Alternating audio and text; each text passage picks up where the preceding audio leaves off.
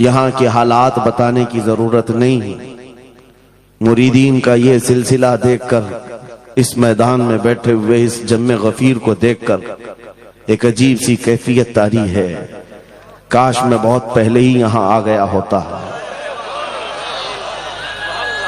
وجہ یہ ہے میرے عزیزو، کھمبات ایک چھوٹے سے قصبے کا نام ہے یا ایک چھوٹے سے گاؤں کا نام ہے، اور جہاں تک ہمیں سننے میں آیا کہ ایک جنگل تھا، یہاں پر کوئی آبادی نہیں تھی، لیکن ایک آل رسول کے قدم یہاں پر آئے ہیں.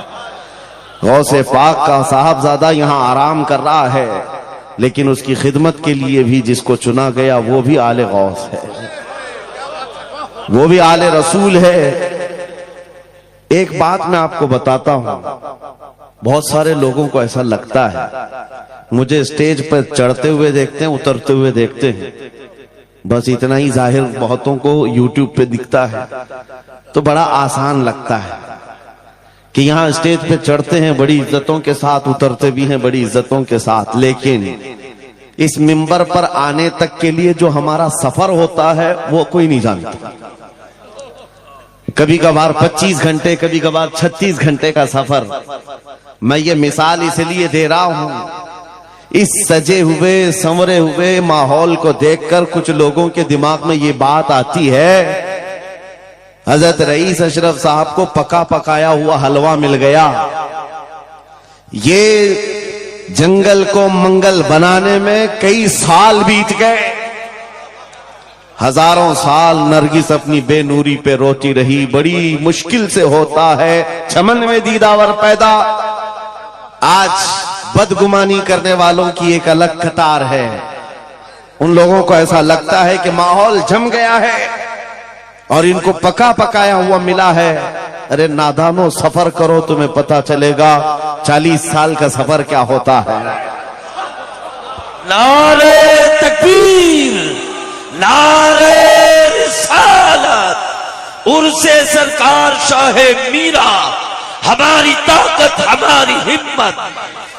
ارے کسی قصبے سے، کسی دیہات سے کوئی ایک چھوٹے خاندان کا طالب علم آ کر کے بس گیا ہوتا تو سمجھ میں آتی بات کہ گھر بھار کچھ نہیں ہے، کھانے پینے کی کمی تھی، نکل گیا تھا. لیکن یہ اس خاندان سے آیا ہوا شہزادہ ہے جہاں اکابر وقت اپنے تاج جوتیوں میں رکھنے پر فخر محسوس کرتے ہیں. مخدوم اشرف سمنانی کسی چھپے ہوئے شہزادے کا نام نہیں ہے، ہندوستان کی مانگ کا نام ہے. مانگ نہ ہو تو کوئی خوبصورتی نہیں ہے. محبوب سمنانی، شاہ سمنا، اس آستانے کا یہ شہزادہ سید اشرف، رئیس اشرف. آپ کو ایسا لگ رہا ہوگا کہ ان کی فضیلت میں بیان کرنے کے لیے کھڑا ہوں. عام طور پر میری عادت نہیں ہے، لیکن میں حقیقت بولنے کا ہمیشہ عادی ہوں. اس کی وجہ بھی ہے. ابھی ناظم اجلاس آپ سے کہہ رہے تھے، ناظم اجلاس یہ بات کہہ رہے تھے، یہ کس طرح سے نڈر ہو کر کے بات بولتے ہیں، میری بات نہیں ہے. آپ ممبئی چل کر کے دیکھیں، معین المشائخ جس وقت چاہے جس معاملے پر چاہے کھل کر کے بولتے ہیں. یا اگر میں بولتا ہوں، بات صرف اتنی ہے میرے عزیزو، حق بولنے کے لیے خون صاف ہونا چاہیے اور ماں باپ اچھے ہونے چاہیے. نعرہ تکبیر، نعرہ رسالت، عرس سرکار شاہ میرا، محافظ ناموس رسالت.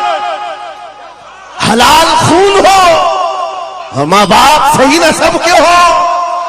حق بولنے میں ڈر کس بات کا ہے، خوف کس بات کا ہے. میں بات اس لیے کہہ رہا ہوں، کوئی اگر کسی دیہات سے کسی جگہ سے نکل کر کے آیا ہوا ہوتا، حالات کا مارا ہوا ہوتا اور آ کر کے کسی جنگل میں کوئی گھر بنانے کی کوشش کر رہا ہوتا تو تم یہ کہتے بنگلہ دیش سے آیا ہے بیچارہ، برما سے آیا ہوا ہے بیچارہ. یہ اس آستانے سے آیا ہے جہاں وقت کے بادشاہ بھی اپنی نسبت پر فخر کرتے ہیں. شاہ سمنا کا سید رئیس اشرف کو کیا کمی تھی؟ کیا ماں باپ کمزور تھے؟ کیا خاندان کمزور تھا؟ کیا ان کے پاس نسب کی کمی تھی یا دولت کی کمی تھی؟ کچھ نہ ہو کر کے اگر سب چھوڑ کر ایک جنگل میں آ کر آباد ہوتا ہے، یہ آل رسول کی شان ہے، یہ آل رسول کی شان ہے۔